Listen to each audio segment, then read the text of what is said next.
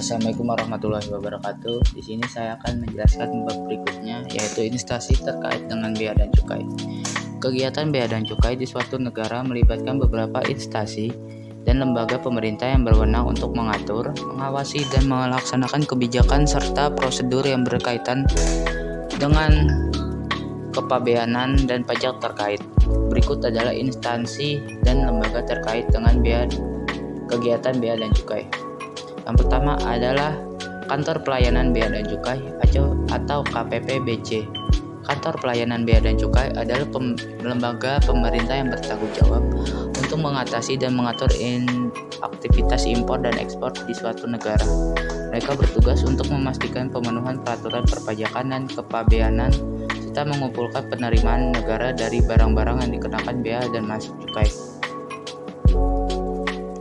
Tugas utama Kantor Pelayanan Bea dan Cukai termasuk 1. Mengeluarkan izin impor-ekspor, 2. Mengumpulkan bea masuk dan cukai yang berlaku pada barang-barang yang diimpor atau diekspor, 3. Memeriksa dan mengawasi barang-barang yang melintasi perbatasan untuk memastikan kepatuhan terhadap peraturan kepabeanan dan perpajakan, 4. Melakukan pemeriksaan audit dan investigasi terhadap perusahaan atau individu yang terlibat dalam kegiatan impor dan ekspor, 5. Mendorong dan memfasilitasi perdagangan internasional yang sah dan berkelanjutan. Kantor Pelayanan Bea dan Cukai biasanya ada di banyak negara dan seringkali merupakan bagian penting dalam administrasi pemerintah yang berhubungan dengan perdagangan internasional dan pendapatan negara. Keberadaan mereka penting untuk memastikan bahwa aktivitas impor dan ekspor berjalan sesuai dengan hukum dan peraturan yang berlaku, serta untuk mengoptimalkan penerimaan negara. Yang kedua ada Direktorat Jenderal Bea dan Cukai atau DJBC.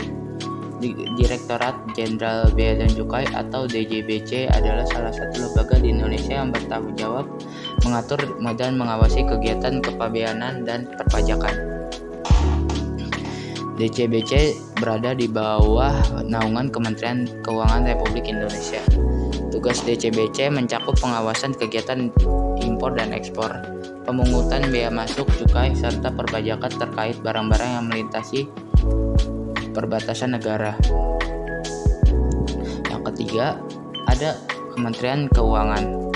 Kementerian Keuangan adalah lembaga pemerintah yang bertanggung jawab atas pengaturan dan pengelolaan kebijakan keuangan, perpajakan, dan kebijakan fiskal di suatu negara. Kementerian Keuangan biasanya merupakan salah satu kementerian kunci dalam pemerintahan karena berperan dalam mengelola anggaran negara, memungut pajak, dan mengawasi aspek-aspek keuangan pemerintah.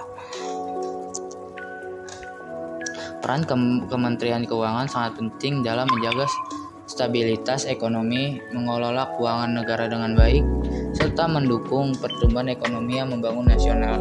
Kementerian Keuangan biasanya berkolaborasi dengan lembaga-lembaga lain dalam pemerintahan untuk mencapai tujuan kebijakan ekonomi dan keuangan.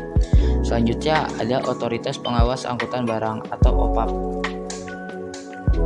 Otoritas Pengawasan Angkutan Barang atau OPAP adalah sebuah lembaga atau badan yang bertanggung jawab atas pengawasan regulasi transportasi barang dalam suatu negara. Setiap negara dapat memiliki badan pengawasan transportasi barang yang berbeda-beda dengan nama dan struktur yang beragam. Namun peran inti OPAP adalah mengatur dan mengawasi transportasi barang untuk memastikan keamanan, efisiensi, dan kepatuhan terhadap peraturan yang berlaku dalam negara tersebut. Selanjutnya ada Bulog. Bulog adalah lembaga pemerintah yang bertanggung jawab atas manajemen, pengawasan, distribusi, serta penyediaan bahan pokok dan kebutuhan pangan dalam suatu negara. Fungsi Bulog adalah menjaga ketersediaan stabilitas harga bahan pangan dasar seperti beras, gula, minyak goreng, dan daging ayam agar tetap terjangkau dan tersedia untuk masyarakat. Setiap negara memiliki badan atau lembaga serupa dengan peran dan nama yang berbeda. Tujuan utama Bulog atau lembaga serupa adalah untuk menjaga stabilitas pasokan dan harga bahan pangan pokok dan memastikan bahwa kebutuhan pangan masyarakat terpenuhi. Selanjutnya ada Badan Pengawasan Perdagangan Berjangka Komoditi atau BAPEPT. Badan Pengawasan Perdagangan Berjangka Komoditi atau BAPEPT adalah lembaga pemerintah yang berperan dalam mengawasi dan mengatur kegiatan perdagangan berjangka komoditi di Indonesia. BAPEPT adalah bagian dari Kementerian Perdagangan Republik Indonesia.